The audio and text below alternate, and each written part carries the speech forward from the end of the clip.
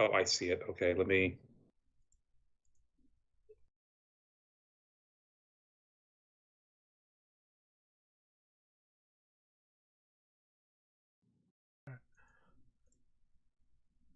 What's up, everybody? Welcome to AEW Uncensored. I'm here with my man Alan. We are the Bridge and Tunnel Connect, Nolan Hash, and the Beast from the With the East least with the least research. You get a gold star. Good job. Yeah, everybody, round of applause, round of applause. What's up to everybody on Facebook watching us? Give us a shout in the chat.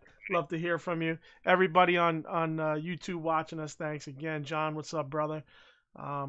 I got it right this time. It only took me fucking 17 weeks, but I got it right. Awesome. All right, as always, like, share, subscribe, please. Hit the bell, hit the thumb if you're watching. Uncensoredalliance.com, you find everything we do there. Twitter, at AEW Uncensored. Email, AEW Uncensored Podcast at gmail.com. Send us questions, comments, statements, whatever you want to do. On Facebook, AEW Uncensored Podcast. Throw that in the search bar. The page will pop up and the group. Like the page, join the group. We're on all third-party podcast applications, Google Podcasts, Deezer, TuneIn, Stitcher, iHeart Radio, and iTunes. Please write us a review on iTunes. We'd appreciate it. What's up, Big Dub? Big Dub's in the chat for What's once. up, It's been a while. Join us on Skype if you want to join the chat, the show, and get some of your comments in. Link in the description. We are live every Sunday at 3:05 Eastern Standard Time in the United States. So if you'd like to join us live and watch, that's when we're on. All right, let's get into the show. What's up again to everybody on Facebook? I'd love to hear from you in the chat. Throw us a what's up in the chat. YouTube, you guys are always popping in the chat, so we appreciate it. Big Dub, John, good to see you guys. Big Dub is screaming for ZD. ZD's coming soon. I'm having ZD tonight for dinner. I'm making it tonight, actually. ZD's coming soon. it'll be a regular occurrence soon while Alan's coming back to New York. So, you want to give your what the status of you will be? Yeah. So, yeah, I had a bit of a disaster in storage units in New York. So very long, ugly story short. I'm going to have to go back to basically take every weekend out of my existence from now until the holidays, probably, to clean everything out, document, go through the wreckage, see what I can do about that. I can't do anything during the week because of my job. I cannot take away time from the job. So I unfortunately am going to be taking not a Howard Stern hiatus, but more of a whatever celebrity Bill can think of who actually goes away for a while hiatus. And yeah, I unfortunately don't know when I'll be back. I'm hoping at this point it's going to be, I mean, no matter what, I'm coming back to California at the beginning of January because within the first quarter of the year, I'll be relocating further down east. So Bill and I are actually going to become the I-95 Connect, I think is what we settled on. I'll be in Florida, and he'll be a straw runner. Yeah, right. Runner. He'll be running guns up the I-95. Right. So yeah, so I do you know, with great apologies to Bill and to the AEW Uncensored family, I am sorry that I'll be away for a while. We'll always still support the show and support everything that's being done here. And yeah, this will be a juicy one, I'm sure, since it'll be my my last one out for a while. We got connected people through wrestling on here. I'm just gonna call you Connecting. He's checking in from Oklahoma. What's up, brother? Thanks for joining us. And all right, man, let's fucking get to it. You have any miscellaneous? I don't. No, nothing. Yeah, anything I've got is for the actual shows themselves. I don't. It's been quiet on the miscellaneous front for the most part, I think.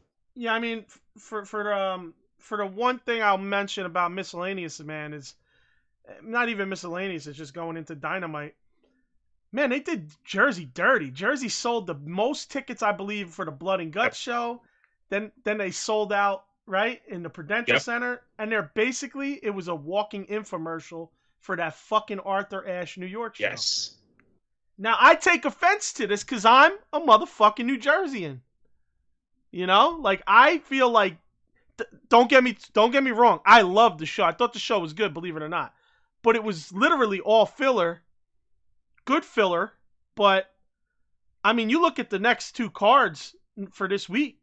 I mean, that's pay-per-view right there. Yeah. Pretty much. You know what I mean? So, a little disappointed that Jersey got a little bit of the shit-ons. You know, I know you're a New York head, so you're all excited that you get the fucking pay-per-view style. But no, I agree with you regardless. I think you're right. I think they've done them dirty. I think they use them as a stepping stool just to promote New York. I think you're absolutely right. I mean, listen, I hope that it doesn't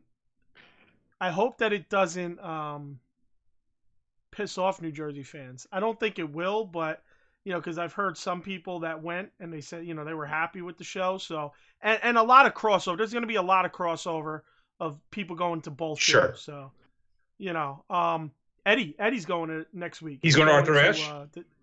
Yeah, he's going to that's Arthur awesome. Ashe. So he'll get the Rampage and the Dynamite show. And hopefully next week Eddie will join me and give me a little feedback on how he felt. You took the words right out of my mouth. The second you said that, I thought to myself, yeah, bring him on the show next week so that he can actually speak to what he saw live. That's fantastic. Yeah. What's up, everybody on Facebook? Give us a shout in the chat. Love to hear from you. Jesus Christ. Big Dub says Alan is the new Roman Reigns. No, thank God it's not cancer or anything like that, or leukemia. It's not. So please don't use that as the comparison. I appreciate it. God. Jesus Christ. All right, so connecting his name is Chris. What's up, Chris? Man? Yeah, so Chris, thanks for joining us, man. Appreciate that. Yeah, so we got the Facebook chat popping. Nice. Yeah, Don says Eddie would have to shower if he wants to come on the show. And by the way, apologies if it looks like my head's doing this. My Facebook has to be on a different laptop. It's a long story because, as Bill knows, and he's tried to tell me, Macs suck. I probably offended more than half of our audience right now. And whenever I try to have Facebook up back, it constantly shuts me down and asks me to create a new password. I've created 10 different passwords since I've had this Mac for Facebook, and I said, the hell with it. From now on, Facebook's on a different computer entirely, and I'm going to follow Facebook here, YouTube here. So if I'm doing this, that's why. That's all right. My Facebook's on my phone sitting here, and I'm looking down at it. Then I got my notes in front of me on the tablet, and I got you in front of me on the control center. You at least don't always look like you're looking straight ahead, so you're a lot more professional than I am. I try to, but I'm, you know, if you see me glance off to the side, that's just me shouting out the Facebook crew. Again, let's hear from the Facebook people in the chat. We'd appreciate the input. Oh yeah. You know, we know that the YouTube chat pops constantly. So, all right, man, let's get started. So for Dynamite this week, New Jersey showed out, though. I'll tell you that much. That place was fucking jammed. They were.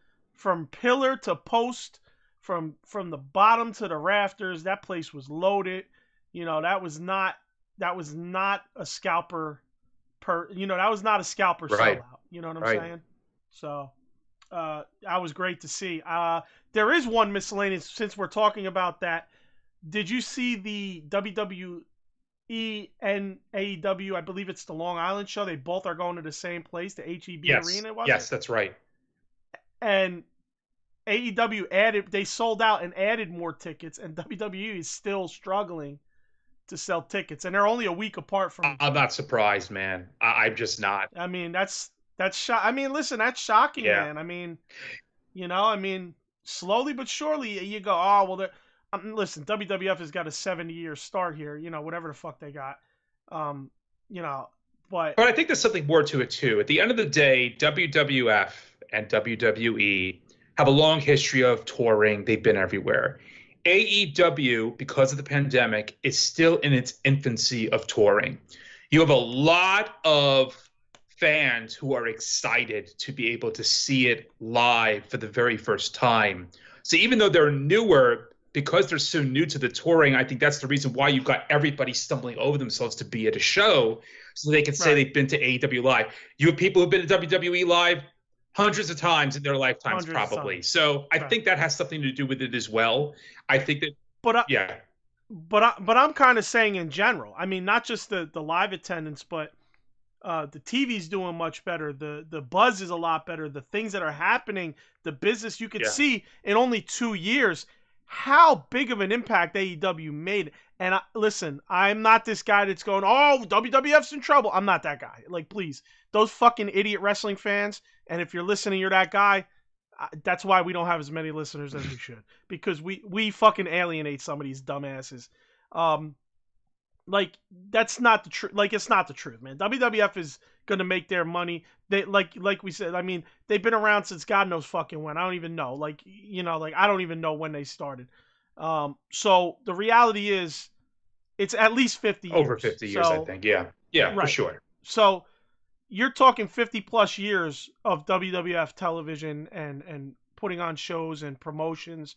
So the reality is AEW has a long way to go. But there is a perception right now that AEW is making a big fucking imprint right now. And they're gaining and slowly gaining that traction, and they're building more and more excitement. And you know, I'm pretty excited about it right now. I'm high on the product. You know, there's times where I'm low on the product. You're gonna probably rip some shit, I know. But right now I'm pretty high on the product, and I'm not that guy that's like, oh, WWF better watch its back. I mean, you know, definitely you got to keep an eye on AEW. It's no joke. I mean, it's not TNA. Yeah. You know? And from a future perspective, I think I'm sure you already discussed, you know, Mick Foley's comments from a week or two back. I don't think. Oh, you didn't? Oh, okay. I mean, you know, very, very quickly, you know, Mick Foley and WWE was very upset with him over this because legends are apparently not supposed to disparage the company. It's in their contracts, literally in their contracts. Mick Foley put up a video basically saying, look, if I'm a young wrestler, I'm going to AEW. I'm not going to WWE. I feel like I'm going to be used better. I feel like there's more potential for me. And he's absolutely right. I mean, Adam Cole is probably the best example of what WWE thinks about, you know, up-and-coming talent, of what they want to do with them when they bring them to the main roster. At the end of the day, you're going to have a lot of people who are right now wanting to grow up to be wrestlers, and they're probably saying to themselves, I want to go to AEW. I don't want to go to WWE. But yet you still have people going.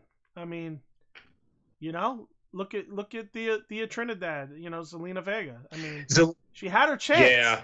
Yeah, Zelina Vega, that was surprising. And I'm sure now after what happened with 9/11, she's really regretting it, unfortunately. But she did. It was surprising that, you know, with how she was just treated like dirt, that she did go back. I was very surprised about that. And I'm sure that, she probably is regretting it quite a bit now. I don't know. We'll see.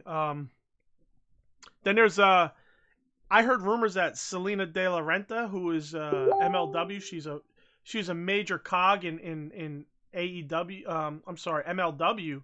When she left, that she decided to go to WWF. I don't know if it's legitimate or not, but I'm hearing that as of June there was mention that she went to WWF. I heard a little bit about that as well. I wasn't sure how authentic that information was, but I guess we'll find out because they're now trying to get all their up-and-comers on the new NXT. Right. Leave it to WWE to break the one thing that doesn't need fixing. Yeah. So now I know this isn't a WWE show, but I was kind of fucking disappointed that Bronson Rick Steiner went to WWE and he signed with them. I was a little disappointed, especially I believe JR said, oh, he'd love to see that kid, you know, in AEW. And, you know, his name is Braun Breaker. Mm-hmm. I seen a picture of this. He looks fucking great. He looks like $1 million a kid. He comes out in a singlet like his parents, like his dad. And what do they do with this guy? They call him Braun Breaker and basically aren't allowed to mention the name Steiner. Right. Can't say it. There's fucking cachet there. Yep. What are you doing? This is a second generation wrestler of one of the greatest tag teams of all fucking time. Yep. And you can't mention his fucking pedigree?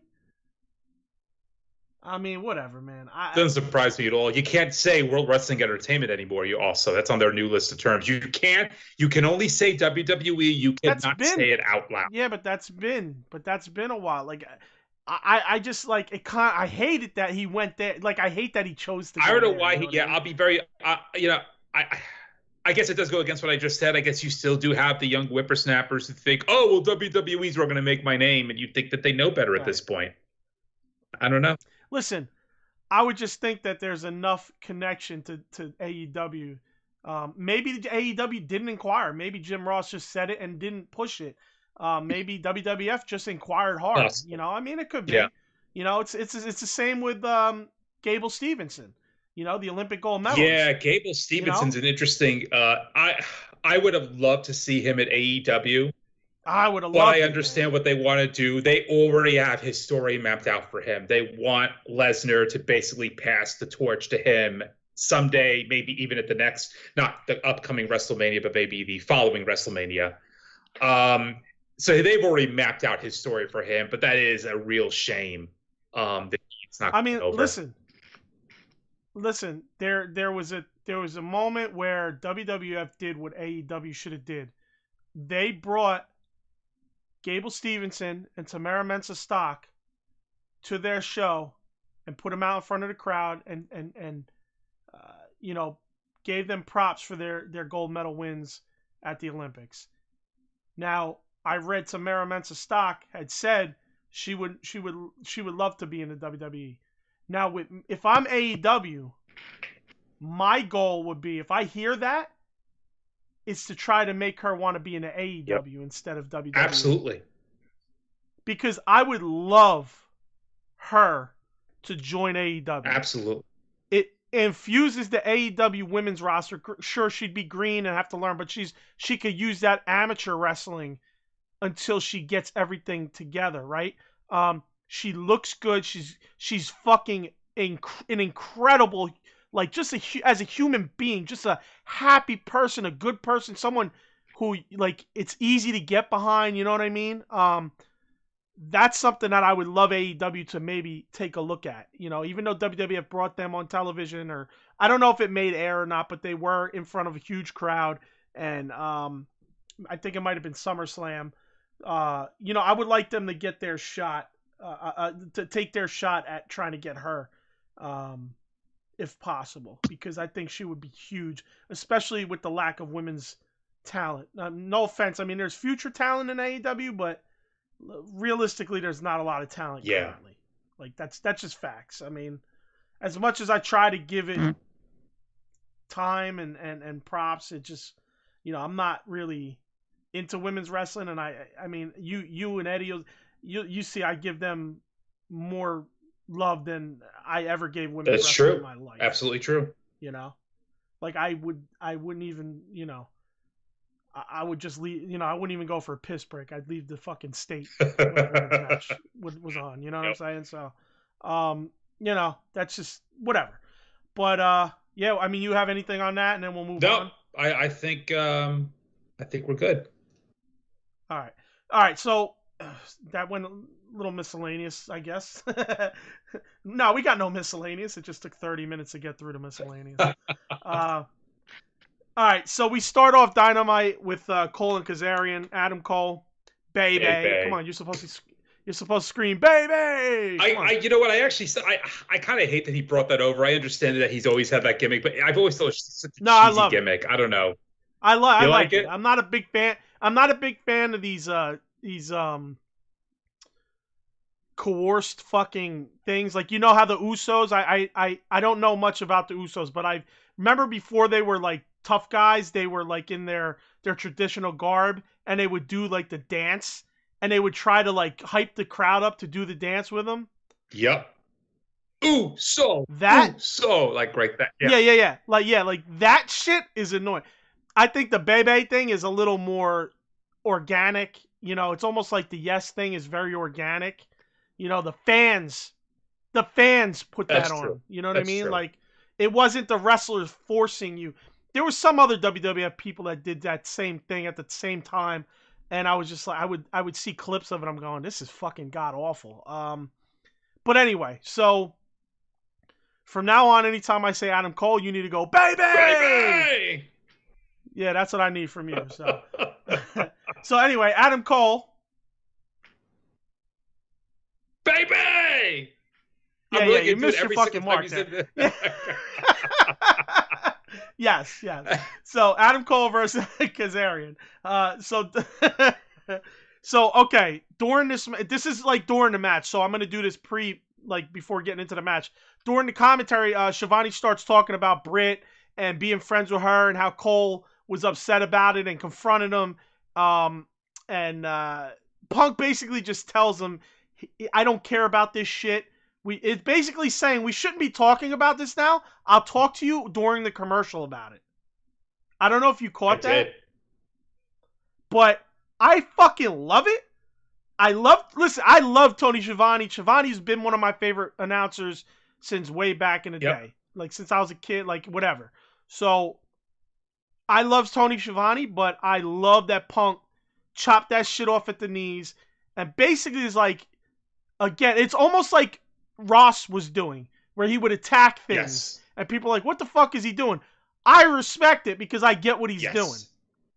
And sometimes it worked out. I mean, you see some of the shit he used to harp on about doesn't happen as much anymore. It's true. You know? So it's almost the same thing. Punk trying to lead with his words, not as direct. Maybe he is directly saying it in the back, but now he's on air so people can hear him leading in a certain way, So I fucking love that. Yeah, so, for sure. During this match, it was an awesome match, man. Poor Kazarian though. I mean, he gets called down in a fucking in a side headlock on the mat, and the crowd is booing the shit out of him. I mean, he's the face and he's getting booed. I get it. It's gonna happen. Adam Cole is that guy right now, So, but I just like poor Kaz, man. He's out there putting on a great match. Him and Adam Cole put on a great match. I really liked it. Yeah, that was fantastic. It had both guys clean wrestling. Very very good timing throughout, and had a more grounded feel, like old school to me. So, in my notes, I got, please give me more of that. That's kind of what I want to see. Yeah, man. for sure. I don't need the flippy hippy dippy shit, to quote Jim Ross, Jim Cornette. Yeah. Sorry. So anyway, after the match, Adam Cole. Baby. Yeah. What are you on, the delay on YouTube? No, it's harder. I'm gonna fuck with you. I'm just gonna randomly call out Adam Cole's name during the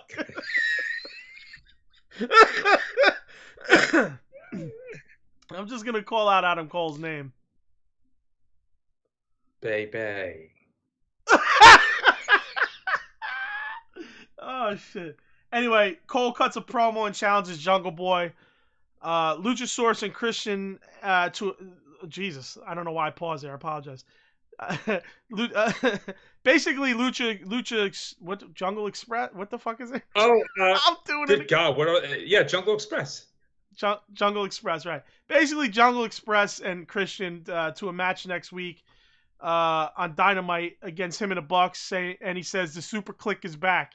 Now they did file for that trademark, Super Click. Yeah. So that's I'll get to something a little bit later about, keep this in mind, the 6-man match here, and the fact that they're putting names on their click, and which is a name they used in the past, but it's very interesting in the current situation. Next up we had the Lucha Brothers, and Butcher and Blade had a promo. Anyway, my bad. Your take on the match. I apologize. I'm not used to you being here, so I kind of just whoosh, like, you got to tell me. Yeah, the match was like, was Bill, great. like, I got some shit to say about Adam Cole. Baby! Yeah, there you go. There you go. I mean, I think like what you said with Cole, he's unfortunately, because he's built up this fan following, he's kind of miscast. Obviously, you have to bring him in as a heel because he's got to be with all elite. He's got to be in that clique. There's no doubt about that. But unfortunately, he has developed the following to be a face, and I think it's going to be a bit of a challenge to get fans to boo him. That's the problem. He's going to have to do some dastardly stuff, I think, to get people to boo him, because right now yeah, like you bring him in, it's very difficult to get people against him. But I think they will because it's a Kenny Omega thing. Kenny Omega is loved by fans. Now all of a sudden, people like I got people in my fucking in the podcast page sending me messages going, I fucking hate Kenny Omega. I'm like, yeah, you loved him a year ago. Like, you know. But Kenny Omega has built up enough pedigree to be an asshole that he gives people a reason to boo him. I'm saying that's what Adam Cole's going to have to do. It happened pretty fast, but baby! I'll do it too if I got to do it. All right, I'll do it too. But listen, so, but yeah, I mean, I think it'll take a minute for Adam Cole to like you said, get a little bit under his belt. The more he hangs around with the Bucks, he's gonna get booed. So let's be real. That's all. It's not gonna take much. It's not gonna take much. It's true. You know? Yeah.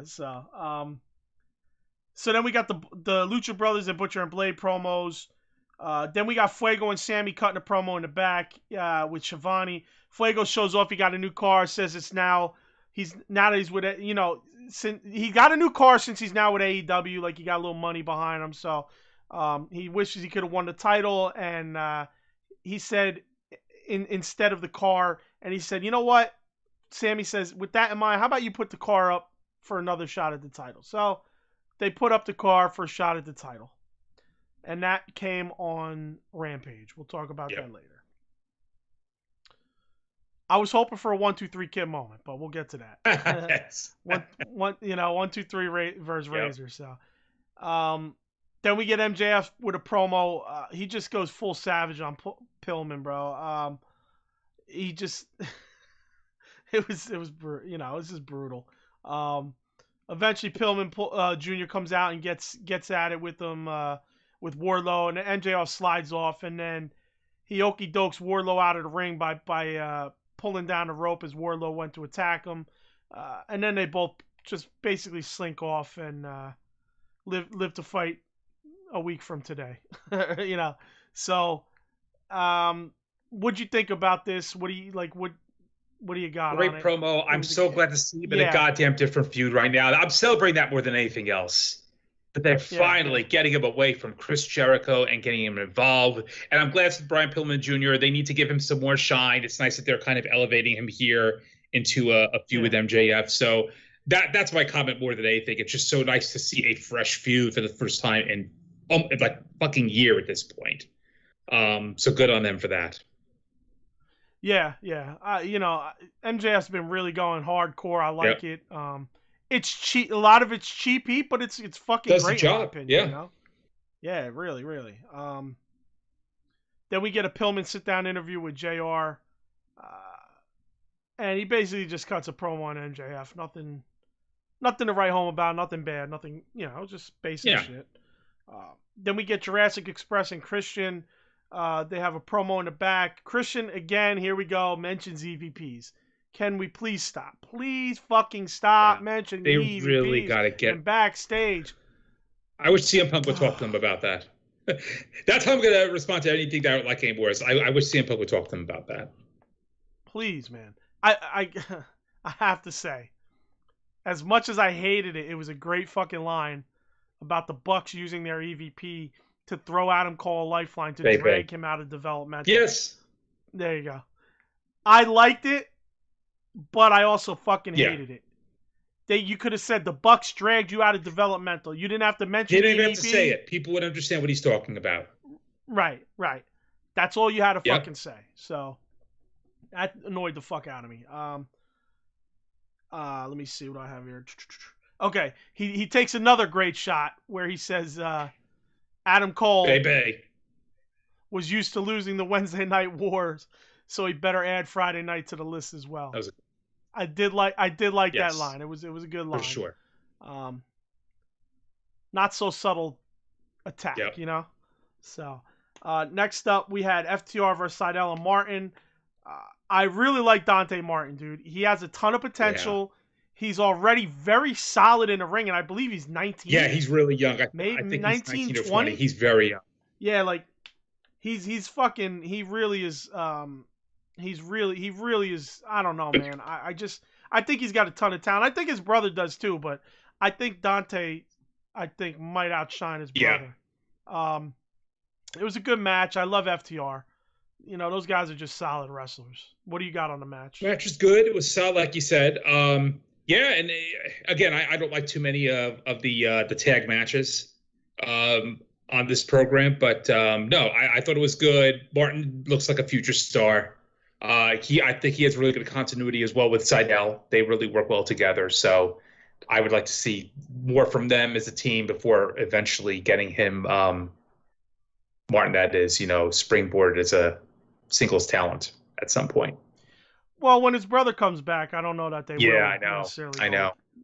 His brother's injured right now, Yeah. so I don't know that he'll be singles. But either way, maybe down the line he definitely has a talent to be, something on the singles run. Then we get an Archer and Suzuki promo. They challenged Mox and Kingston to a tag match. Archer was great in this. We haven't seen Archer for a bit. He really shined on this promo, man. Suzuki Gun, Suzuki Goon, however you want to say it. Back together, ready to fucking wreak havoc. So I like that. I really did. We get Malachi Black coming down to the ring for a promo. He starts his promo and sees Rosario Dawson in the crowd with a Nightmare Family jacket. I'm assuming you marked out at this moment. Rosario Dawson did, if I remember correctly. I mean, get it, but I'm not like no. Oh. I mean, she's dating Cory Booker, fucking piece of scum that he is. Well, yeah. So let's not go any further, but you get my drift. Yeah. So he basically kind of starts getting towards her, and then she hops the barricade and gets closer to him. And as she does that, you see Cody in the background come. Good camera work where Cody's coming down that section of stairs. And as Black realizes what's happening, he turns around and Dawson jumps on his back. And now, anybody who doesn't know, Cody and Rosario Dawson are hosts of the Go Big show on TNT. Yes. So that's where that connection comes in. And like anything, I don't mind that they had Rosario Dawson on the show because it brings eyes. Oh, Rosario Dawson did what? And it brings more eyes to the product. So basically, once Cody kind of gets there, Rosario gets flipped off his back. I thought I remember it being worse than it was, and then I saw a clip again. I was like, oh, it wasn't as bad. I thought she took a harder flip than she did. No, it looked pretty light. Yeah. It didn't look bad, but I was like, I thought I initially felt like she kind of got whipped over pretty good, but when I watched it back, it really wasn't that bad at all. So, and then Cody and him brawl through the crowd, and my notes say boring, poor Black. Exactly. So, I mean, that's where my notes go. Adam Cole. Baby. There we go. Woo! So what's your take on this whole little segment here? What was your thing? No, I liked it. It's, I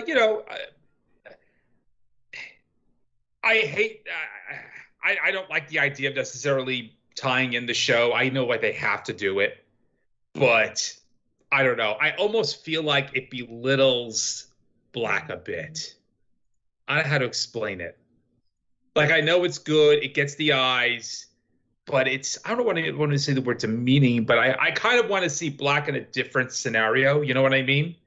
Than something like this. Yeah. It's hard to explain. Yeah. I have a feeling there's a reason for this, and my reason is this is where he's gonna turn Cody heel. We keep thinking that when Cody's gonna turn heel, we'll see if it actually happens. I know, we've thought it a million times. But I think I don't know. I feel like the way they had their little shtick early on, where he beat him fast, then he goes out and humiliates him, and after beating him down, and I think that this is going to be like Cody's kind of awakening, where he's like, I'm not. It's not enough, Yeah. And he has to turn the tables. So just my thought. We'll see. But still, poor Black. He leaves WWF, and first thing he does is get this shit. And of course Cody leaves right when he gets there, so he has to go through all these fucking ham and eggers, as they would call them. I've always loved that expression, ham and egger. Yeah. Fucking jobbers and shit. So next up, we had an Anna Jay promo. She gets cut off by Uno, and then Reynolds comes in and confronts Uno. I think Reynolds been off TV. I feel like we've seen him for a while. So Reynolds pops in and he confronts Uno, and they start arguing. Anna says if they don't get their shit together, she doesn't want any of them out there for her match. So, and Anna is such a bad actress. Yeah. It's so glaring how bad of an actress she is. She really needs to work on that. Everything looks and sounds staged, and there's no natural vibe to what she does. You know, there's just no natural vibe to what she's doing.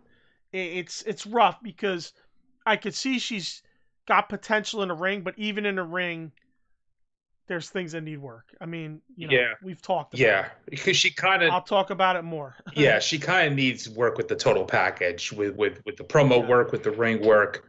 Unfortunately, she is one of those performers right now who just looks great, and that's the extent of it. Right. I hate to say that, but it's true. Yeah. Sadly, a lot of them need work. All right, next up, we got the Dan Lambert promo. Now, a lot of people are starting to really like what Dan Lambert's doing, but you still got these people that it's almost like a 50-50. Yeah. I'm kind of seeing, and it's like the people that are like, oh, he's an asshole. Oh, get him off my TV. Let me just explain something to you, youngin', because you're probably a little fucking whippersnapper. Number one, he's doing exactly what he needs to do if you don't want him on your TV. Number two, it's fucking flawless heel shit. And it's fucking a lot of it's kind of true. Yeah. A lot of what he's saying is fucking true. And in this promo, exactly this fucking promo, he calls out Chris Jericho for exactly shit we've been saying. And we will talk about a little bit later as well from Rampage. So he calls Jericho out for being phony and basically sells out to Kiss fans' asses, which is exactly what we've been saying. Yep. It's brilliant. Jericho was that guy. I've said it before. I've heard the stories. I don't know him, but I've heard the story. Even the Lesnar thing. Like, they embarrass the business while they're out there. Jericho's the first person waiting by Gorilla when they come in, and he fucking jumps on him. He fights him. He yells at him. He screams at him. Whatever the fuck he's done. I believe it's been multiple stories. Yes. I know the Lesnar story, and I thought I've heard other stories. It's happened where people have fucking disrespected the business, which AEW does a lot, and Jericho constantly does now. And we'll get to another instance. Well, it's an instance we've mentioned before, but when Rampage comes around, and he basically calls Jericho on that shit. So, what's wrong? What is he saying that's a lie? All right. So, anyway, it was fucking brilliant. Him and Jericho comes out there with Hager. He basically says he'll challenge Men of the Year, Sky and Ethan Page to a match. So they basically have a match next week in New York. The match was accepted, and for me, I felt the segment overall was great. I like Jericho here. It had less of a Jericho feel to this segment. All these Jericho segments that we've been seeing for 2 years all have that Jericho flavor feel, which it's just like ugh. You just like you want to spit it out. You've had it every day for the last 2 years. You want something fresh. This felt fresh with Jericho, so I liked it. Lambert's been great every time out. So fuck all you haters. Go ahead. What do you guys I mean, I think the thing with Lambert, like you said, it's 50-50. You'll ask some people that say he has go away heat, where they just want to turn off their TVs, or he's got legitimate heat, which makes you want to hate him. Those are the liberals. That's the 50% side. Right. Let's be realistic. And of course the 50% conservative side. And then you got the wrestling fans who are just going to be like, I just like good shit that gets the fucking, Entertaining. and Yeah. they're gonna be 50-50. Yeah. You got the people who really believe that they hate this guy because they believe that this guy's really a jerk off, and you got the people who understand wrestling, and they have a couple more. All right. Let me back off before I get in trouble. They have a little more up here than the other 50% that have nothing to do with the liberal versus conservative side of pro wrestling, and it's just it's funny how literally you could split 50-50 in both senses. You know what I mean? So. And this was also. And fuck your sensitivities, okay? Fuck your sensitivities. Let me just put it that way, all right? Like, Jericho. I'm having to have conversations in DMs with fucking people who are like talking to me like wrestling's for real. Like, come on, bro. Like, I don't want to have those discussions, but I also don't want to be a dick to you. Right. You know what I'm saying? But it is what it is, and I get it. Couple things up here might be gone, so go ahead. Well, Jericho was also, his promo where he starts singing, fat face dipshit. Yeah. That was part of the theme of the evening, which we'll talk about, where for some reason, and you saw the video that Botchman did, which I thought was fucking perfect. It's like the South Park episode where they just want to see how many times they can say shit on TV. And it did get a little tired. They not really said shit a lot, but we'll get into this. Piece of shit, for some reason, was very popular as well. I don't know. It's kind of silly, but I feel like you don't really need to do it unless you're just trying to do it for the shock value. I didn't feel it so much here because I thought it was a good part of the promo. I thought it was it helped Jericho get his point across, whereas I didn't feel it with other segments. I think that's the one part of the segment where I thought Jericho was trying to be Jericho. Yeah, right. He didn't need. He tried to get the chance from the crowd. Right. It's like, you're forcing the fucking issue. Right. This is Jericho. And Jericho loves to force shit all the time. Yeah. Right. This is the signature of Jericho where you can get rid of it. I didn't have a problem with. I know a lot of, not just Botchman, but a lot of people were saying shit, piece of shit. Like, a lot of people were saying shit. That's all they were doing. I don't mind it. I like cursing, so I don't think of it. I don't go, well, oh, he said shit, and he said shit, and he said shit. I didn't, it doesn't really click on me. So, it doesn't bother me personally. That's me. But I do want to make this point so I don't forget it. Somebody posted on our page, and I respond to this, like some doofus said, "Oh, why'd have Daniel Bryan go to AEW? He was so much better at WWE." You remember that stupid post? Alan, they're missing something here. But that's the 50% that's missing something. I don't know if you saw. I actually responded. I said because he would have the opportunity to say shit whenever he wants to. That works out. So, anyway. All right, let's move on from this. Gun Club. They explain why they attacked Big Show. Said as tags and trios, they have no losses, basically. So how can AEW claim that the wins and losses count? So now I told you to think about the Super Click and the 3-on-3 coming up next week. This sealed the deal for me. All right. That a 6-man tag trios, whatever you want to call it, tag titles are coming soon. There was a promo picture put up of a new strap of an AEW belt on whoever does the belts for them on their Instagram. I'm gonna assume it's one of the trio tag titles. With that pick drop, the Super Click trademark, the match against Jurassic Express and Christian, the Gun Club talking about the trio, being undefeated as a trio and tag teams.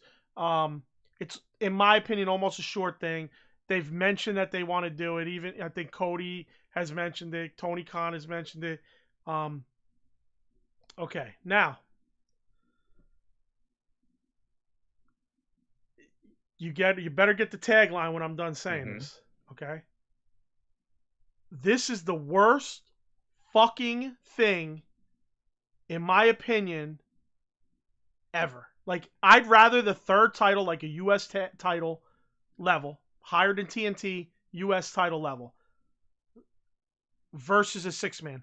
When the fuck has a 6-man tag team title ever meant a fucking thing in North American wrestling? Well,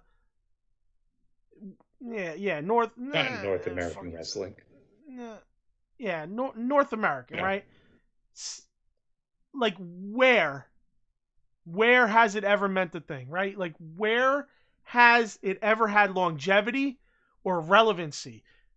The Von Erichs, they made it for the Von Erichs and the Freebirds. That's fucking it. Okay?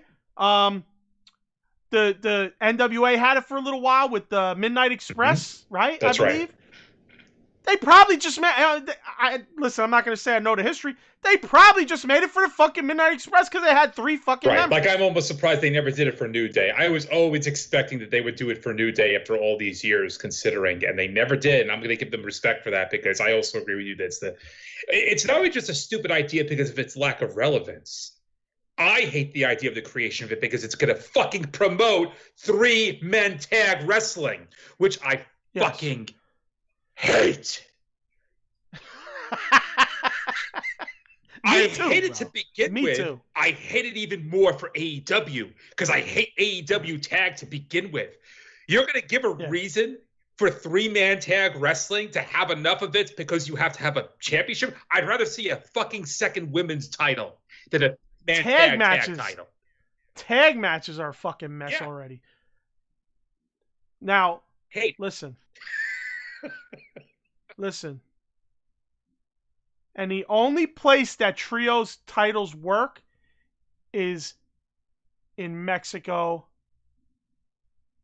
because that's part of that culture of wrestling. Right. Adam Cole. Baby. Thank you for taglining me. We're not talking Lucha Libre, though. I'm sure Japan has some tags. I know they've had 6-man tags. I don't know histories of them, so I'm not going to embarrass myself trying to fucking remember or pinpoint. But my point is, in the only place trios titles fucking work are in Lucha Libre in Mexico. It's a dumb idea. I don't give a fuck about it. They really seem to be laying it on thick lately over the last week or two with the that this is coming sooner than later. I don't know, man. You know, this is as bad as these fucking people go, oh, the women should get a second title. But like I just said, I'd rather see a second women's title than 1 triple tag title. That's how much I hate the idea. Right. I get it, but it's like on that same level. Yeah. It's on that same level because the women can't fucking wrestle. Yeah. You want to give the women another fucking title? Let me guess. The women should have a tag title too. Their current champion can't wrestle, so. Exactly. Who the fuck are we kidding? I see these fucking idiots on these wrestling groups saying shit, and I want to slap the fuck out of them. Yeah. Yes, I condone violence on these motherfuckers. Now I really am being Jim Cornette light. That's why we'll never be monetized. I know. First we need more than 105. Yes, there's that too. Subscribers. Yes. Shout out to Reginald Johnson who subscribed this week, 3 days ago. Awesome. Thank you, Reginald. We appreciate you. Part of the fucking AEW Uncensored family. It's like our Heenan family here. You know what I'm saying? You mean something. Yeah. So anyway, that kind of sealed the deal for me. And now you know my opinions on trios titles, which I believe we talked about it. We talked about it a number of times. In the past. So, next up we have Jade versus Layla Hirsch. I really thought that Hirsch, I was like, they're gonna fuck this up and have Hirsch win this because she's from New Jersey. Right. I was thinking they might do that too. I'm glad they didn't go that route. Yeah, they didn't. Okay, so that was good. Jade won this match. There's this thing about Jade that's annoying the fuck out of me when I watch her. she's the bigger woman. Be the bigger woman. Stop crouching down to take the shots, the slaps, the forearms.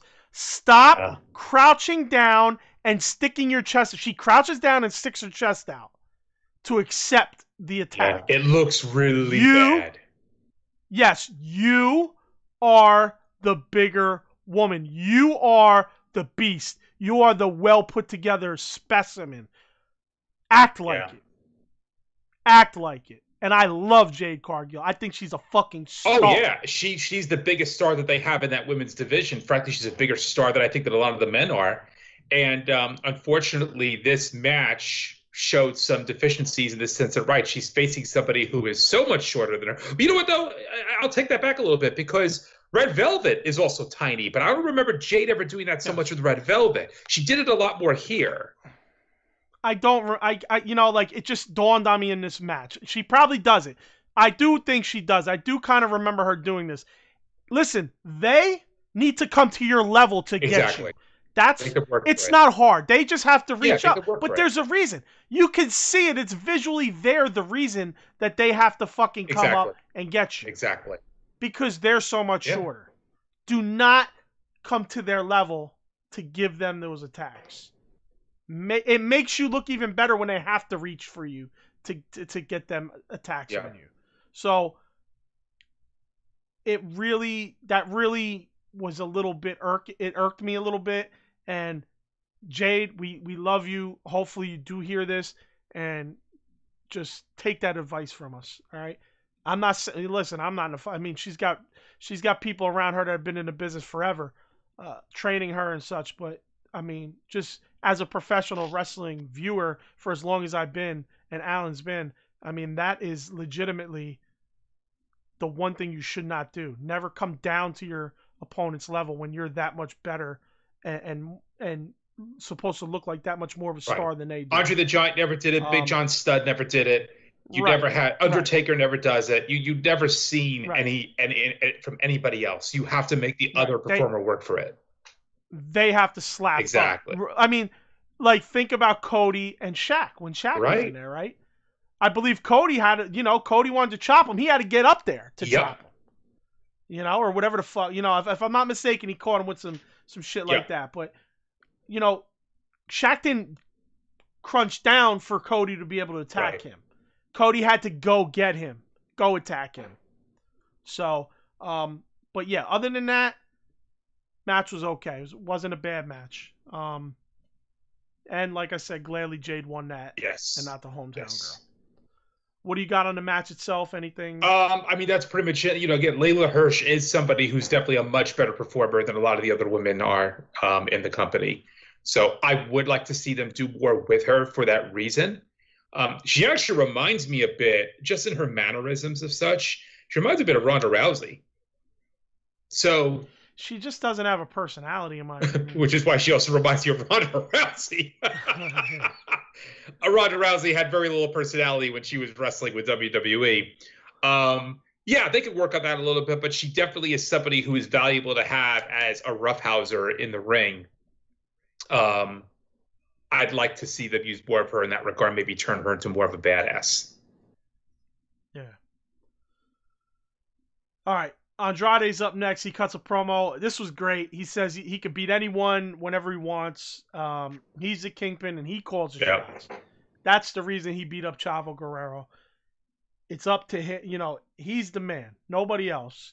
He kind of gets in his boy Jose's face. I think his name was Jose, right? Yeah. Shakes him up a little bit. So I really like that, man. I really like that. I like what Andrade's doing. I really do. He's great. I believe. Yeah, I think he had a match on Rampage, right? I believe so. Yes. Yeah. Yes. Him and Punk, yes, right? That's right. That's right. So I can't tell week to week anymore what happens when. So, but yeah, I think so. Yeah.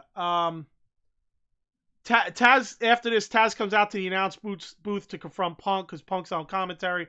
Punk says he's not trying to take his announcer spot because Taz keeps going, "What are you trying to take my spot?" Well, blah, blah, blah. Punk then gets up and walks towards Hook and Taz. They back off, and basically this was just a setup. Hobbs coming in from behind to attack Punk. he attacks Punk from behind, puts him through the announce table, which didn't break. So was interesting that didn't break. But I don't know if you caught this while Hook was over there. Hook went over there to clear the announcers out of the way and the monitors and shit. And you could hear him off camera. He sounded like an awkward teen telling his kid brother, who just embarrassed him in front of his friends, to get out of his room. Like, get out of my room, go, leave. Or your parents, are like embarrass you. So he's like, get out of my room, mom, go. Yeah. Like it literally sounded like that. I'm like, Hook's got this like stoic look, and he's like, get out of the way, go, leave, get out of the way. And I'm like, that is not a good look for you. He didn't have to say a word either. It's just like his actions should be enough to make them scatter. He shouldn't have to say anything. I've never seen somebody try to clear the table and go, get out of the way, get out of the way. They just go and they do it. But he didn't even sound as tough as you did right there. And I would not call you tough, Alan. No offense. I would not call you tough. Yeah, right. So, but he didn't even have the fucking, I get he's young, but it's like you're portraying this badass, stoic, quiet guy. You don't want to sound like a whiny 10-year-old who's kicking his little brother out of the room because he embarrassed you in front of your friend. He said, he still pees the bed. Get out of my room! Go! Leave! Put some fucking bass in your shit. Get the fuck out of the way. Get out of the goddamn way. Something, you got to put something in your voice there, Luckily, he wasn't mic'd up, but it was something I heard. Like I literally, even without the mic, I was able to hear it. Right. You focused. Like if you were kind of focusing on it, you could hear it. So that was I had a little kick out of that, but, whew, that was rough, man. It's a little embarrassing, It's, anyway. So that's setting up for CM Punk versus Hobbs, which is cool. I like Hobbs. So I like Hobbs' gear in this too. He had the overalls with the fucking. This was like straight out of my era, like early '90s, like airbrushed fucking overalls, like fucking hip. I was like hip hop shit. I really loved his gear, man. That was dope. Then we get after this, we get Spears for a promo. I thought this was a good promo, man. I mean, I really think too many people give this guy shit. They really shit on him. And he's done some solid work, man. I really do think he's done solid work. Do I think it's all great? No, but he could cut a good fucking promo. He's not bad in the ring. Is he maybe a little too vanilla? Okay. But I think he plays a bad guy pretty well. I think he gets a bad rap, in my opinion. I don't know about you, but for me, I think he gets a little bit too harsh a criticism. Yeah. I mean, that's always been his history, unfortunately. He has always been relatively vanilla. And he hasn't had much of an opportunity to shine so much here since he's been here. But this was definitely a good promo, and this hopefully will get more people behind him. Not behind him, but, behind him professionally more. Right. Then we had the Spears versus Darby match. Spears was great in this. Again, more props to him. The match was great. Spears... Again, I said it here. Spears is better than people are giving him credit for. Yeah, he's a good performer. They wiped down the face paint of Darby in the ring. After this match, FTR confronts Sting and Darby, and they get into a brawl. FTR spike pile drive Sting, which was cool. I really like that. Then Tully, been going at Sting a little bit, so he takes a towel and wipes off Sting's face paint. This was something I like the idea of this feud. I really do. I think it's good. I like the Starby Ding. Starby Ding. Starby Ding. That. What's our other one? Nolan. Starby Ding. Nolan Hash and Starby Ding. Starby Ding, and then we had some others. I think we had a couple other ones. Take notes. Oh, for the shirt. Yeah, Starby Ding. Oh, that's a fucking great idea. So I like the idea of this feud. Sting and Darby versus FTR. I think they'll put on some really good matches. For sure. Next up, I mean, what'd you have on the match itself? No, the match was great. I don't have much else to say about it. I mean, I thought it was great. I thought they work well together too. I liked it, and I like how the whole wiping off of the face paint that really that gets personal. I like the idea of doing that as a way to show disrespect. Right. And it's like, oh, we're old school. Like, even though face paint is not, it was done back in the day too, but it's almost like an old school, like, even face paint's not a fucking, even that part of a gimmick's not real. Yeah, it's almost like taking off somebody's mask. If you're a luchador, let's say you take off their mask. It's obviously not that serious, but I still think that somebody's face paint, that's their identity. You're going wiping it off their face. That's kind of shitting on them in the same way as taking off somebody's mask. All right, then we got Bryan Danielson promo about the Elite and Omega. And then we get which is weird because we get 2 promos in a row with Bryan Danielson. One on off screen, and then we get one where he's in the ring with Schiavone. Yep. As he's out there, Omega and Callis come out, and Bryan Danielson challenges Omega. Says he came to AEW to face the best bout machine, the God of Wrestling, and Omega accepts it against Callis' wishes. Callis wants nothing to do with this. Danielson souped him up so much and got him so geeked up about it that he wants the match. Yeah, I like that storytelling. That Omega's not being the dipshit heel here. He actually is saying, "No, fuck this. I want this." Yeah, You're damn right. You're damn right. I'm not the chicken shit heel. I am the best in the world. I am fucking the God of Wrestling, and you're challenging the God of Wrestling. No, I want this. Even though Callis said, "No, we got to be the fucking chicken shit heel here." Kenny Omega got the last say. Kenny Omega, early on in his run, while I saw glimpses of it and I loved it, and I thought some of it was a little too much, he has slowly, not even slowly, he has really come a long way in that year of, he was good in the beginning, and the schizophrenic heel, like chicken shit heel, and he's really just, he's on another level now with it. He's developing it nicely. It's came so much further than from when it first started, and he still throws a little of the fucking schizophrenic goofiness in there, but in a good way, man. You know what I mean? It's not over the top. Like, sometimes it was a little over the top early on. Now it's like almost like just perfect, and you could see like the people in the groups just fucking going in on Kenny, and they hate him. These motherfuckers were Kenny marks out the ass prior to this. You know what I mean? So, like, it's like Omega, I mean, he's got to get props for this fucking, anybody says, dude, this guy can't draw, or this guy, like, you're out of your fucking mind, because he's drawn all the fucking great heat. He's drawn the fans that still love him. I love the guy. Like, I love what he's doing as a heel, but anyway, so this segment was great, man. The fans were rabid for it. I mean, two things bother me about it. Number one, like you said, the constant, they couldn't stop saying piece of shit. Oh, piece of shit, you're a piece of shit. It's like, that took me out of it a little bit. The fact that they're just like, okay, they're all just trying to outshit each other.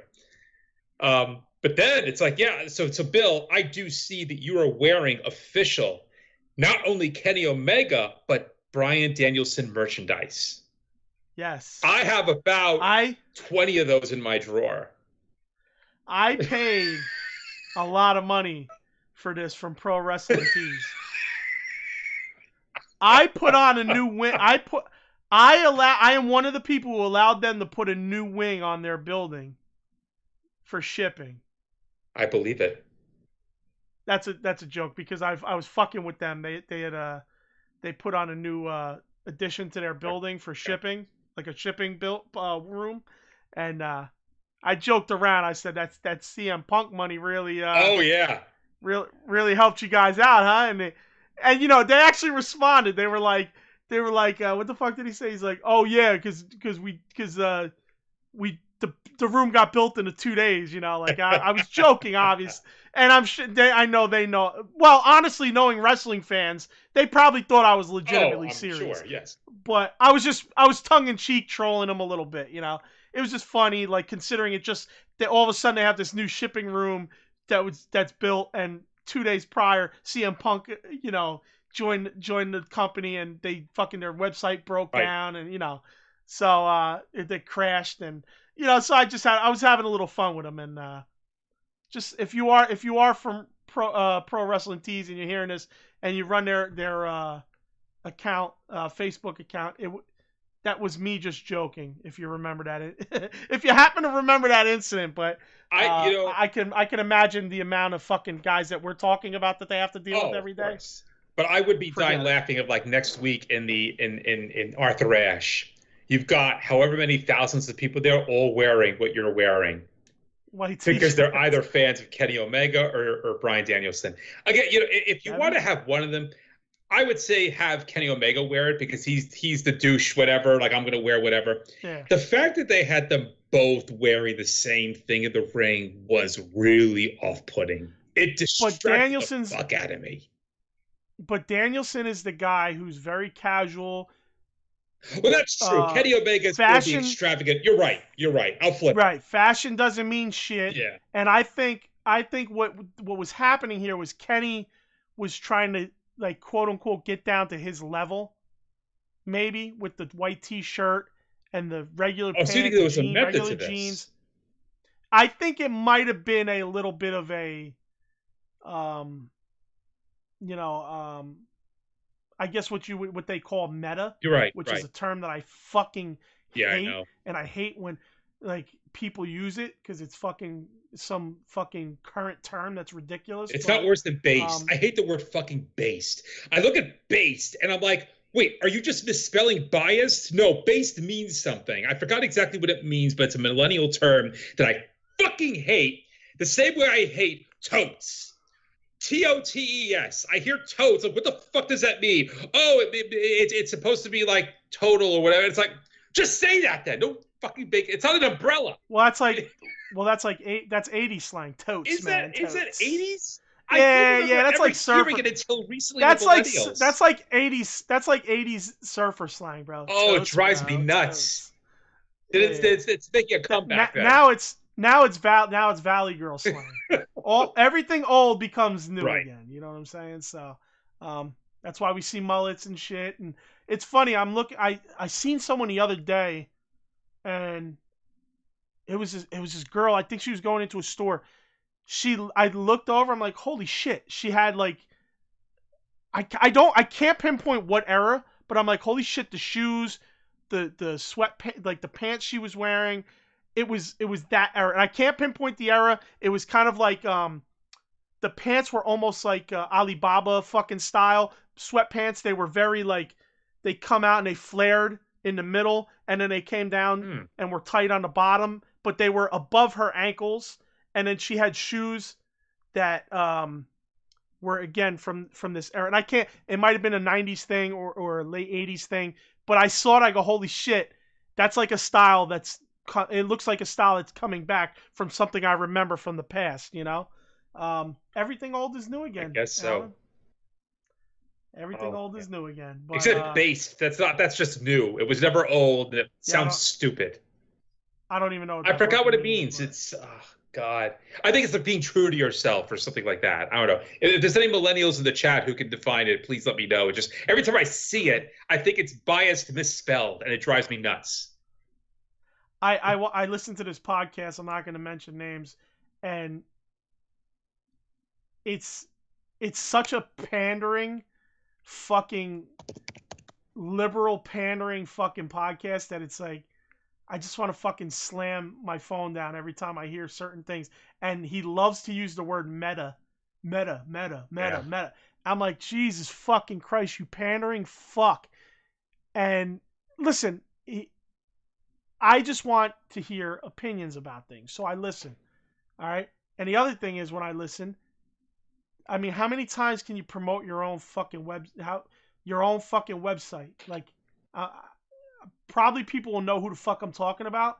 But my God, if I hear it fucking promoted again, and like literally somebody will go, "Oh, don't forget to XYZ," and he goes, "Oh yeah, go XYZ," and he gives the website and the fucking link, and then you got 40 fucking minutes of commercials before you even start the show. Literally, 8 minutes into the show, the first comments about the actual thing you've come to listen to happens. Right. Oh, well, don't forget to go XYZ so you don't have to listen to commercials. Da, da, da, da, da, da, da, da. And then throughout all the commercials that he does, which is on a 3-hour show, there's probably 2 hours of commercials. Like I'm literally not even joking. And there's constant commercials about going XYZ, so you don't have to listen to commercials. And it's just like, I just want to fucking pull my hair out. Good thing I have the fast forward button, and I'll never pay you for your content because you're a fucking pandering cuck who uses meta way too much. I take it, I listen to the show for his opinions on some things, and his co-host opinions, and the fans, and hear what they have to say. I like to hear what people have to say in conjunction to what I have to say about something. So I listen for that reason, but it drives me fucking nuts. That's why using meta hurt my feelings right there. Anyway, I went on a fucking tirade. Let's move on. Next up, we have Miro promo where he tells Fuego that every man he's redeemed has moved on, and why is Fuego sticking around? Says he'll bash Fuego and his car. So he accepts it. Again, my notes here, I feel like they may give Fuego a 1, 2, 3 kid moment. And Right. Adam Cole. Baby. That's right. So then next up, we get Mox and Kingston versus who the fuck's dick they sucking? AKA 2.0. I don't hate 2.0. Like, I don't either. hate them. I don't hate them. I just feel like you're main eventing with them? What the fuck for? What are you doing? Huh? What did you say? You're venting? You're main eventing them. Oh, main event. I was like, what do you mean venting with them? Sorry. You must have cut out for a second. Oh, maybe I did. You're main eventing them. I mean, constantly. Fucking constantly. I don't understand it. I just don't understand it. It's whatever. Didn't they have this whole fucking Mox Kingston 2.0 thing play out already? I thought they did too. That's the other thing I was thinking as well. It's just like, wait, we're seeing this again? I thought this was done. And poor New Jersey gets rehashes while New York's getting pay-per-view. Right. Like, what the fuck, bro? Okay, and don't get me twisted. This was a good card. Yeah, it was a great card. No doubt. All right, so then again, my notes right here. It says, again with 2.0, plenty of other worthy wrestlers that should have airtime again. Who are these guys blowing? That's my notes. 2.0, going for the do-si-do slingshot, and the fucking dude slips. They slip off each other's hands. Brutal, man. It was going for a nice little moment, and they just fucking lost grip of each other, and I'm like, no! Because it wasn't a bad match, and I don't really have anything against these dudes. No. So, I still think they should be getting the time that they get or the placement that they get, but yeah. Yeah, whatever. I didn't pay close attention to this match in general, but after the match, Suzuki's music hits. It gets played in full. He takes his time, gets out there. Archer comes from behind them and takes out Kingston. And Mox and Suzuki start battling it out, and they brawl apart from each other. Each tag partner brawls apart from each other. Mox kind of throws Suzuki in a corner where there's a chair near the guardrail there, next to the Dusty impersonator, and next to him was an incarnation of a Jersey Shore chick, where she almost popped out of her shirt. Them shits was going left and right. I was like, holy shit, yeah. And then fucking her boyfriend like grabs around her and holds her shit in. It was pretty funny, man. She definitely looked right out of Jersey Shore, though. One of MJF's comments, earlier in the show. So, and that's kind of how the show went off. Yeah. What'd you have on the match itself? Anything stuck out? No, the match was okay. Like, I feel like I was just asking about why was this placed the way it was placed. I guess they wanted Suzuki to close out the match, to close out the show. Yeah. So maybe that probably explains the placement, but still, it's like you could have had anybody else in there. It didn't have to be 2.0. It could have been something to make it more of a star-studded tag match. But there you go. There you go. And Alan says so. All right, on to Rampage. You got Lucha Brothers versus Butcher and the Blade. All right.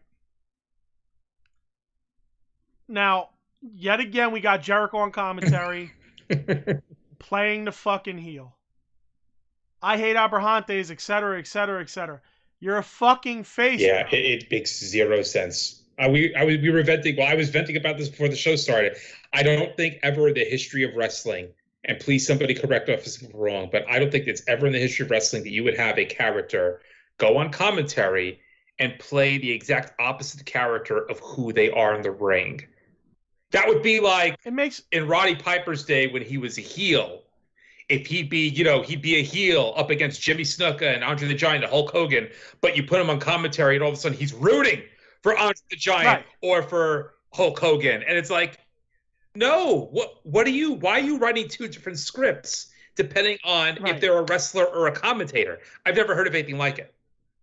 It's real annoying, apparently he said, apparently, he said, oh, well, Fuego, they're like, oh, Fuego's friends with Sammy, and Sammy needs better friends. It's like, and then so I put this on the group. I put this on one of our groups, and I said, how come nobody's really calling out Jericho on this shit? And dude, you should see the dumbasses that are commenting. Oh, he's always a jerk off, even as a face. No. And he's a tweener. What the fuck does that have to do with anything? I know. Tweeter. Exactly. So I'm like, what are you like? What is the fucking? People are just so fucking stupid. It's like, what are you watching? Do you not understand professional wrestling? Oh well, he's always been, even as a face, he's a jerk off, and it's like, yeah, okay, but when you're announcing in your face, you're supposed to big up the baby face. Yeah. It's that simple. Yeah, and I get what they're saying. It's like, yes, there's been times in Jericho's history where he'll be a face, but he'll be a dick. He'll be calling Stephanie McMahon all manner of disgusting things, but you don't then see him rooting for Triple H. You don't see him rooting for he can act like a dick all he wants, but he's not going to root for who he is not on at the moment. There's a difference, I think, altogether.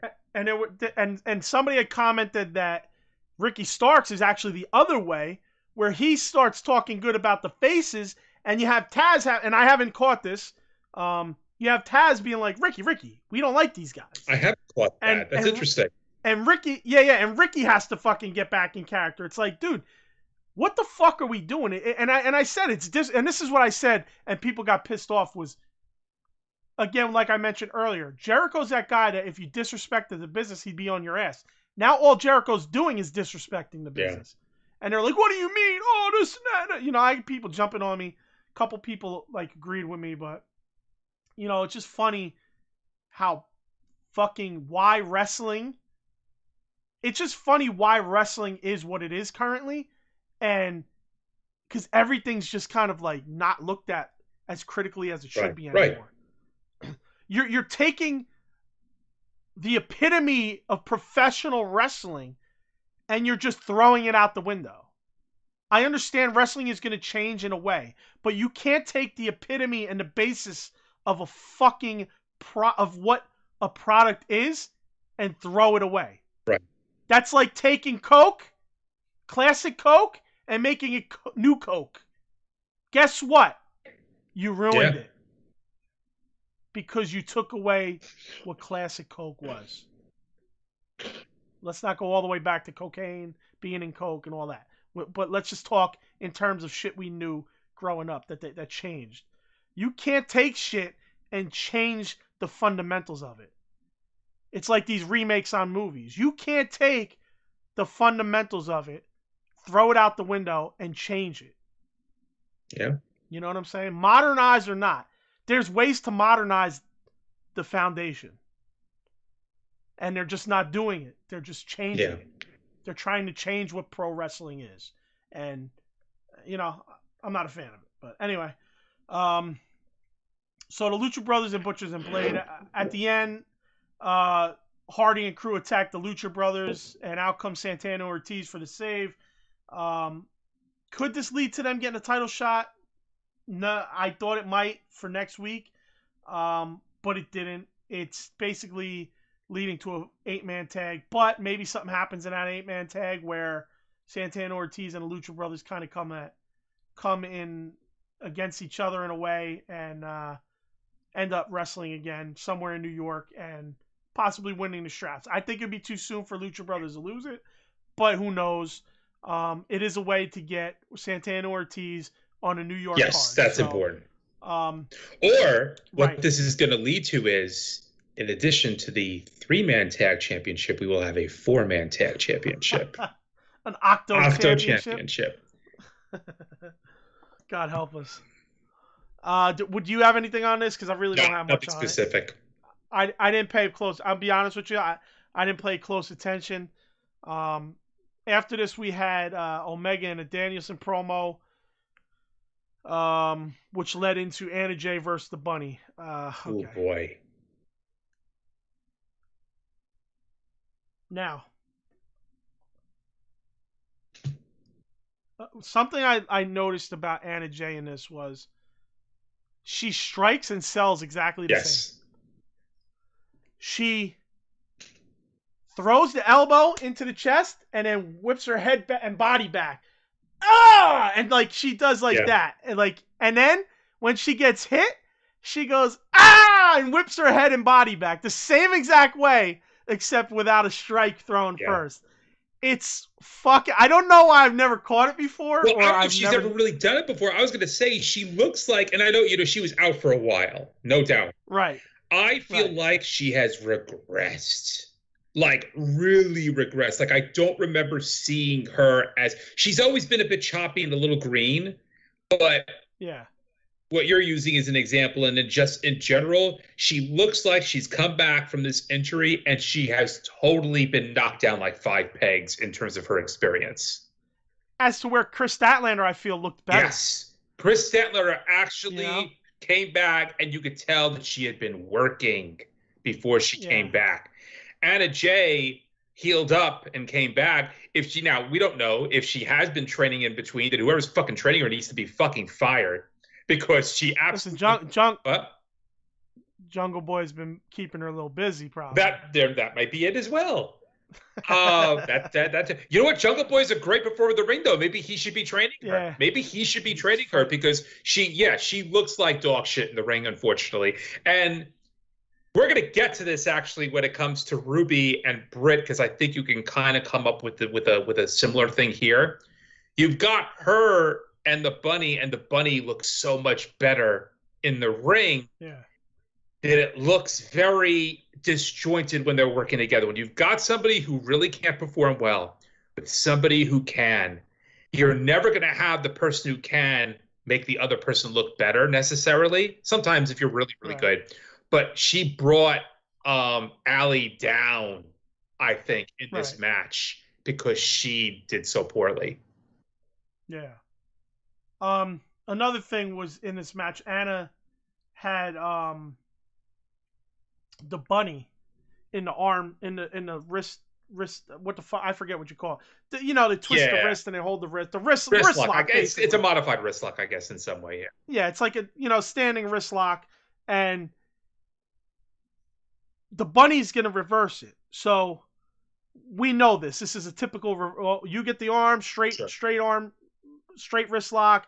Then boom, you reverse it, get the straight wrist lock. So Anna has her arm out and has the bunny locked. Now the bunny's gonna twist, and Anna starts tapping her arm before the bunny even starts her twist to get her in the wrist lock. What are you tapping your arm for? The tap of the arm is like, oh, you're hurting my arm.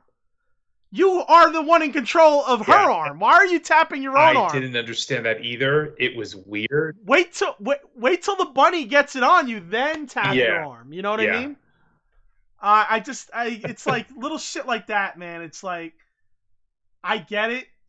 I don't know. You're not supposed to sell shit that's not hurting you. Like, you know? I don't know. It's little things that I'm sure they'll get better at, but drove me nuts. Anna wins this. The face wins again. No drama, no frustration for the face because she lost. Lot of Hardy Office crew outside that could have added to like a cause for Anna to lose if you didn't want her to lose straight up. I mean, the whole fucking Hardy Office is out there. I'm not gonna joke. Fuck, pro wrestling is dead. You know what I'm saying? Like, that's my notes. Fuck pro wrestling is dead. You know, it's just like there's like whatever, man. It's like just fucking. It's literally just guys going out there doing Cirque du Soleil and like they're doing a Broadway show. Emotion. No. Because there's emotion in Broadway shows. Emotion doesn't matter. It doesn't matter. Ooh, ah. Real deep emotion doesn't matter. Ooh, ah. This is awesome. Fight forever. Darby, Sting. This is what wrestling is now. It's like literally no fucking feeling to professional wrestling anymore. It's fucking sad. Like, you're not building angst within me that Anna needs to win. You know what I'm saying? What do I care? Anna wins every fucking week. Why should I root for her? I need to root for the fucking heels now because they're losing all the time. You know? Meanwhile, Anna is going to become number one contender because she's going to keep losing. And, whatever. After the match, Bunny and Penelope attack Anna. We know, I mean, that's just continuing that storyline. Then we get a Hobbs promo on Punk. Jesus Christ. Another fucking disaster. Hardy's cutting a promo in the ring. He basically calls out a fan for staring at him all night. He drags the dude out of the fucking crowd. Him and Evans beat him up. Then they cut his hair. And Orange's music hit. And he runs out and runs him off. I don't know. I mean, if there's anything I've been less interested in my life, it's probably the Hardy family, whatever they're called. Hardy family front office, whatever the fuck they're called. Front office, is that what they're called? I don't know. Like, I could give a flying fuck about them. Orange Cassidy slowly getting there in my eyes, where, you know, I fucking am not giving a shit about him. What did you have on this segment? What's your take? I was bored by it too. Like, I've really not had a lot of interest in Matt Hardy in a long time now, and Orange Cassidy, I am starting to feel the same way. His luster is just rubbing off. He needs an overhaul of some sort. Very quickly before we move on though. So, happy birthday to our boy Simon. He had a birthday yesterday. And who's Simon? Huh? Who's Simon? I don't know Simon. I don't know who the fuck that is. Yeah, where is he today? Where's he been for a long time? You haven't been here every week. I am, and I don't know anyone named Simon that's been with me for week after week after week after week throughout the summer. Seems like a lot of people take vacations throughout the summer. Quote unquote good buddies, you know? In any case. Except when he wants to show off his dumb indie European wrestling. Oh, well, yes. We've got videos right now waiting for us. Yes. And he's sending us videos of European independent video clips instead of being here chatting it up with us. Simon says what? I've been away. Alan Jr. Hey, he and I both do the same thing. So yeah, that's a good cool. Alan Jr. I like that. Everybody has disappeared this summer except John. John's the only one sticks with me every week. Wow. Everybody else has disappeared on me. Everybody else is Howard Stern it, has teachered it. You know, summer's off. School's back, bitches. I want you back, bitches. Let's go. I get it, man. I know you're gonna be gone. We'll see. I don't know if I'm gonna make it to January. I might just fold shop. But we'll see. Well, you've just killed my entire bit. I mean, I was gonna. This ain't the same doing it solo. It's not as fun. I know, of course. It's never. Yeah, I believe it. Go ahead, let me hear your bit now. Let's see the bit. No, it's not really a bit. Just to say that, you know, Simon had a birthday yesterday, and someone got him on Cameo, Orange Cassidy, to wish him a happy birthday. Yes. I thought that was pretty cool. His wife. Yes, his wife. I thought that was pretty cool. You know, what I would have liked, I mean, I don't know if his wife, how familiar she is with him being on this show and being a fan of this show. If she had gotten Orange to call out AEW Uncensored as part of the wish, that would have been hot. That would have been funny, yeah. That would have been like that's selfish of us because it's his birthday. But, yeah, it would have been that would have been really, really hot if that had taken. Again, I don't know if she's aware. I guess someone can let us know later if she's aware that he watches the show. But if that had been part of it, oh my God, you would have had to have that from now on as like an introduction to the show. Yeah. So anyway, just figured I'd bring that up. I thought since we were talking about Orange Cassidy, it's the only thing exciting to talk about with Orange Cassidy lately, anyway. So yeah. Eddie's in the Facebook chat. What's up, Eddie? All right, so then we get Ruby and Britt in the ring for a promo. I thought Ruby really did a fucking great job. Yeah, she stumbled a little bit. With a couple of her words, but outside of that, she did a fantastic job. Yeah. So, the whole Adam, I got here for me, not because somebody in the back. That was very yeah. that was a nice shot. She's great. She did great. Way better than her in-ring performance, I'll be honest with you. But yeah, she's normally better in the ring. And in fact, I was going to bring that up. Like I said, this kind of mirrors the whole thing with Anna Jay and the Bunny. I know you haven't seen as much of her, but Ruby is actually very good in the ring.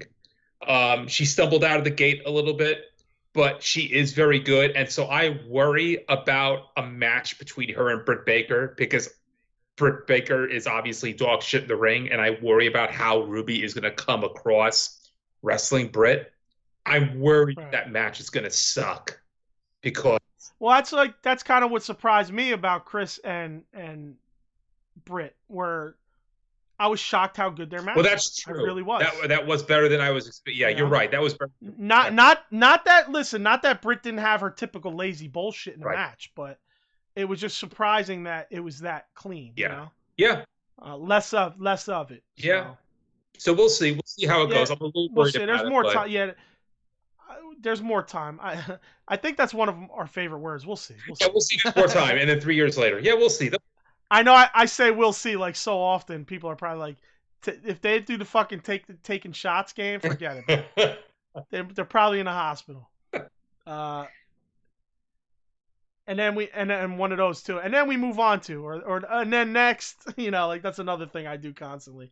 I don't know. I feel funny just going into the next thing without all right, I gotta prep you going into the next fucking thing. Miro and Fuego cut promos. Now again, these are those promos I like with Mark Henry in the middle and each guy on each side. So it's like they're battling back and forth promo wise. That format. They're having their say. And again, this is like an MMA vibe to me. So I really like that. And a boxing vibe, something like that, like less just before a match, what this is, but, stuff that they do leading up to fights to promote a fight. So I really like this. Basically, Miro says, I love celebrating victories with my Gata pie and my wife down low. Fucking great. Brilliant. That was dude. a great line. Such a great line, dude. Oh man. So then we get Miro versus Fuego. The match itself was good. I like Fuego. He's a guy that again, I think he's just always gonna be a guy. He's like I said about Marco Stunt. I don't think Marco Stunt should ever be on I'm actually happy Marco's not in the ring a lot anymore. I don't know if there's a reason why, if he's injured or what. He's disappeared. That's a good point. Right. Keep him around how he is with Jurassic Express and shit, but I don't think he should be in a ring like that. And Fuego's different. I think Fuego should be in a ring, but Fuego I don't think will ever get beyond a few wins against certain people. Yeah. And I think that's where he belongs. As much as I love him, his personality, on Sammy's vlog and stuff like that. And moments here where the fans could still cheer him and stuff like that. But I just think Fuego, if they gave Fuego his shot and gave him the 1, 2, 3 Kid Razor Ramon treatment here, I wouldn't have hated it. Okay, so I don't want to say that I wouldn't have hated it, but it would have been basically a quick turnaround back, fluke type shit. Yeah. Real quick, did you? Oh, what the fuck who did I just reference? 1, 2, 3 Kid.